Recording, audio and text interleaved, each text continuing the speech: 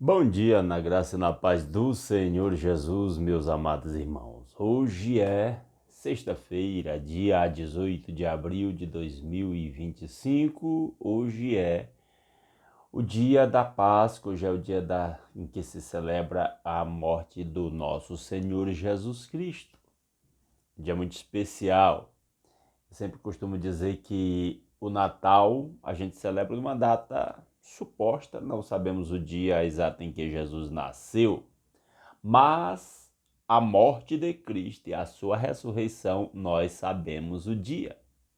E é um dos fatos mais importantes da história da humanidade, a morte do nosso Senhor Jesus Cristo em nosso lugar, que nos proporcionou o perdão dos nossos pecados e a nossa reconciliação com Deus. E estamos aqui de volta para continuar a leitura da Palavra de Deus, hoje lendo 1 Reis, capítulo 7. Abra sua Bíblia e participe desta leitura, acompanhe a leitura da Palavra de Deus, que diz: Salomão está construindo um templo para o Deus de Israel. Aqui no início do capítulo 7, agora é a construção do palácio. A construção do templo foi descrita no capítulo 6. No início do capítulo 7, a construção do palácio de Salomão. E a partir do versículo 13, nós temos utensílios para o templo. Construção de utensílios, fabricação de utensílios para o templo. E diz assim a palavra de Deus: Salomão levou 13 anos para terminar a construção do seu palácio. O templo levou 7 anos, o palácio de Salomão levou 13 anos. Ele construiu o palácio da floresta do Líbano com 45 metros de comprimento, 22 metros e meio de largura e 13 metros e meio de altura, sustentado por 4 fileiras de colunas de cedro sobre as quais apoiavam-se vigas de cedro aparelhadas. O forro de cedro ficava sobre as 45 vigas, 15 por fileira, que se apoiavam nas colunas. Havia janelas dispostas de 3 em 3, uma em frente da outra. Todas as portas tinham estrutura retangular. Ficavam na parte da frente dispostas de 3 em 3, uma em frente da outra. Fez um pórtico de colunas de 22 metros e meio de comprimento e 13 metros e meio de largura. Em frente havia outro pórtico com colunas e uma cobertura que se estendia além das colunas. Construiu a sala do trono, isto é, a sala da justiça, onde iria julgar, e revestiu-a de cedro desde o chão até o teto. E o palácio para sua moradia no outro pátio tinha um formato semelhante. Salomão fez também um palácio como esse para a filha do faraó com quem tinha se casado. Então, Salomão levou 13 anos para construir o seu palácio, mas na verdade não foi o único palácio. Foram 2 aqui, um para si e outro para a sua rainha principal.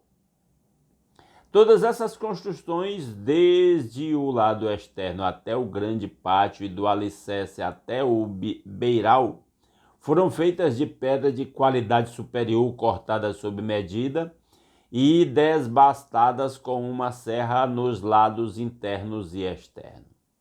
Os alicerces foram lançados com pedras grandes de qualidade superior, algumas medindo 4 metros e meio e outras 3 metros e 60 centímetros.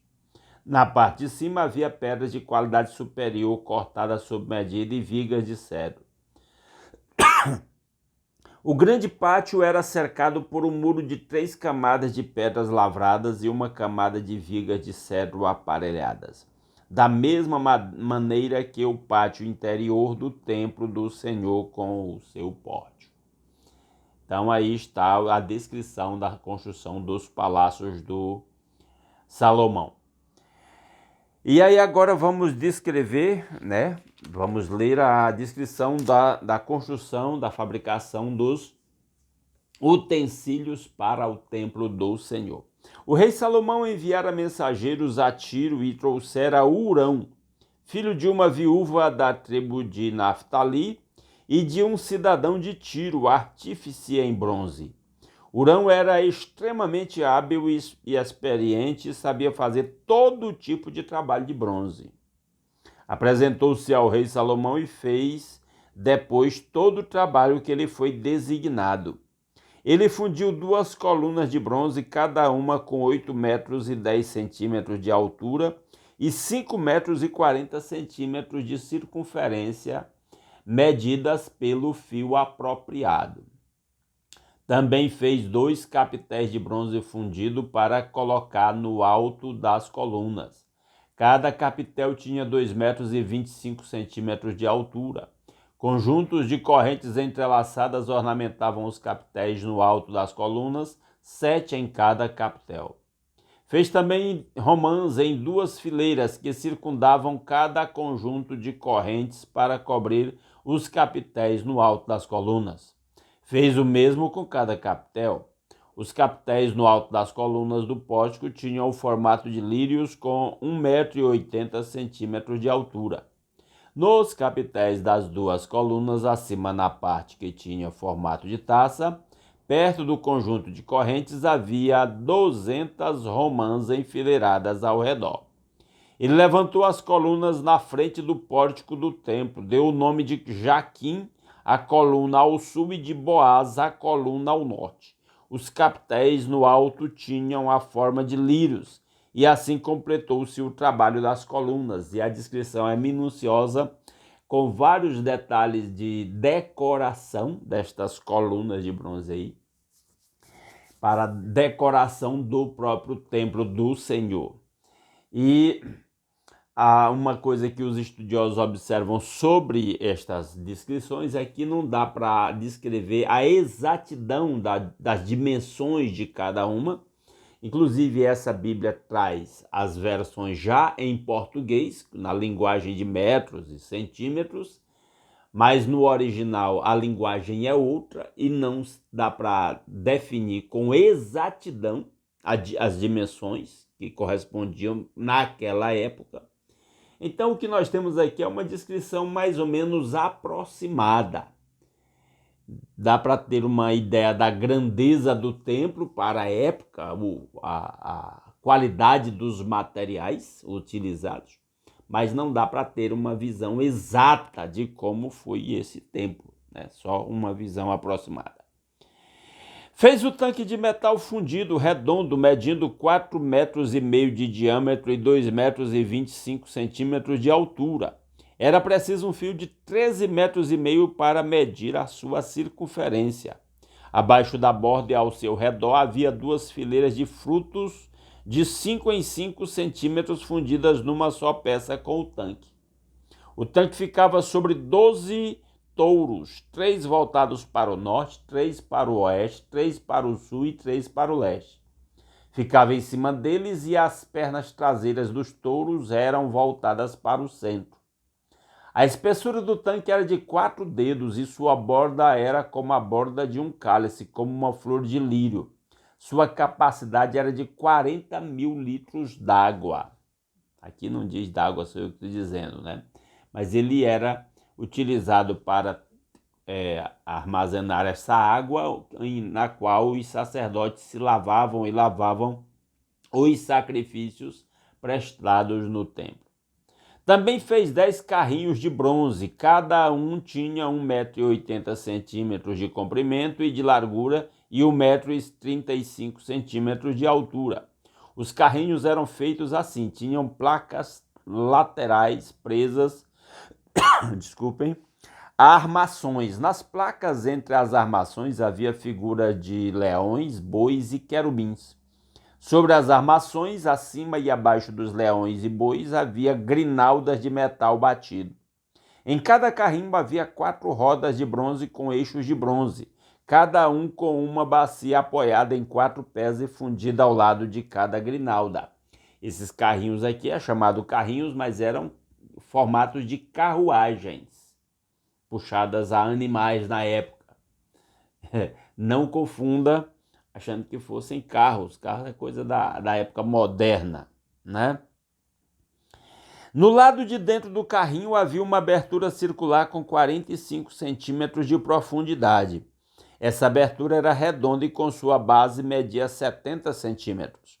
Havia estruturas em torno da abertura. As placas dos carrinhos eram quadradas e não redondas. As 4 rodas ficavam sob as placas e os eixos das rodas ficavam presos ao estrado. O diâmetro de cada roda era de 70 centímetros. As rodas eram feitas como rodas de carros. Os eixos, os aros, os raios e os cubos eram todos de metal fundido. Havia 4 cabos que se projetavam do carrinho um em cada canto. No alto do carrinho havia uma lâmina circular de 22 centímetros de altura. Os apoios e as placas estavam fixadas no alto do carrinho. Ele esculpiu figuras de querubins, leões e tamareiras na superfície dos apoios e nas placas, em cada espaço disponível com grinaldas ao redor. Foi assim que fez os 10 carrinhos. Foram todos fundidos nos mesmos moldes e eram idênticos no tamanho e na forma. Depois ele fez 10 pias de bronze, cada uma com capacidade de 800 litros. Medindo 1,80 m de diâmetro, uma pia para cada um dos 10 carrinhos. Ele pôs 5 carrinhos no lado sul do templo e 5 no lado norte. Pôs o tanque no lado sul, no canto sudeste do templo. Também fez os jarros, as pás e as bacias para a aspersão. Assim Hurão completou todo o trabalho de que fora encarregado pelo rei Salomão no templo do Senhor. Tudo isso utensílios usados para decoração e também para os sacrifícios que seriam oferecidos no templo de Salomão. Aí ele vai descrever as coisas fabricadas. As 2 colunas, os 2 capitéis em forma de taça no alto das colunas, os 2 conjuntos de correntes que decoravam os 2 capitéis, as 400 romãs para os 2 conjuntos de correntes, 2 fileiras de romãs para cada conjunto, os 10 carrinhos com as suas 10 pias, o tanque e os 12 touros debaixo dele, e os jarros, as pás e as bacias de aspersão. Todos esses utensílios que Hurão fez a pedido do rei Salomão para o templo do Senhor eram de bronze polido. Foi nas planícies do Jordão, entre Sucote e Zaretã, que o rei os mandou fundir em moldes de barro.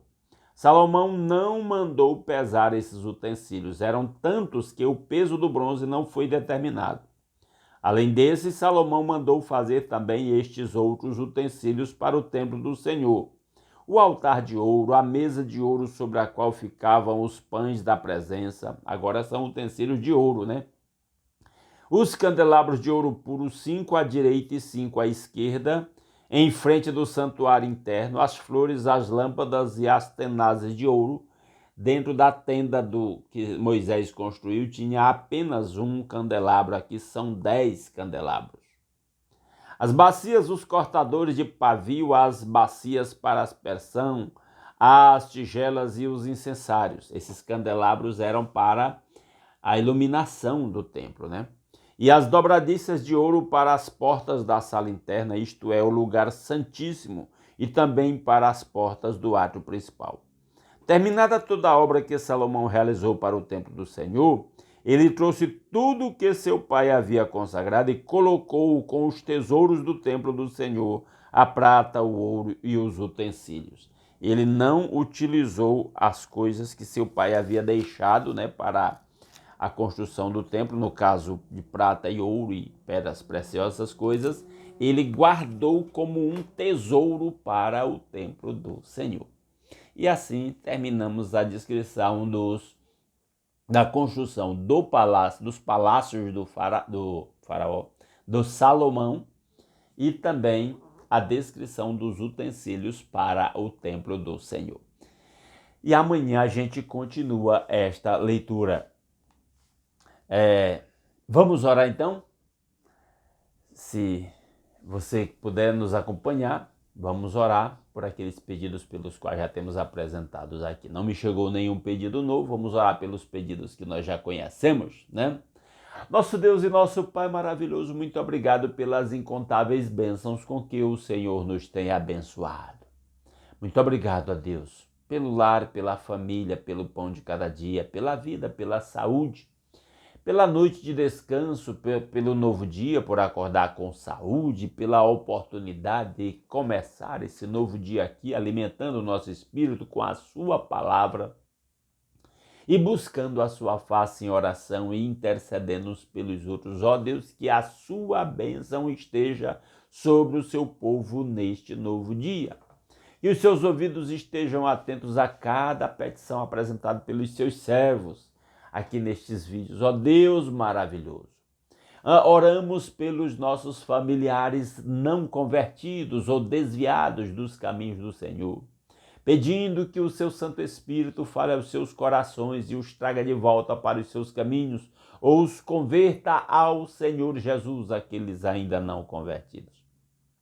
Ó Deus, e aí nós nos lembramos dos familiares da irmã Raquel, clamando em nome de Jesus, toca nos seus corações, oramos por aqueles casais, ó Deus, para que haja harmonia entre eles, ó Deus, e que os que não são convertidos sejam envolvidos pelos seus laços de amor e trazidos para os seus caminhos, aqueles que estão desviados dos caminhos do Senhor, que sejam tocados pelo seu Santo Espírito e venham se voltar para o Senhor de todo o seu coração.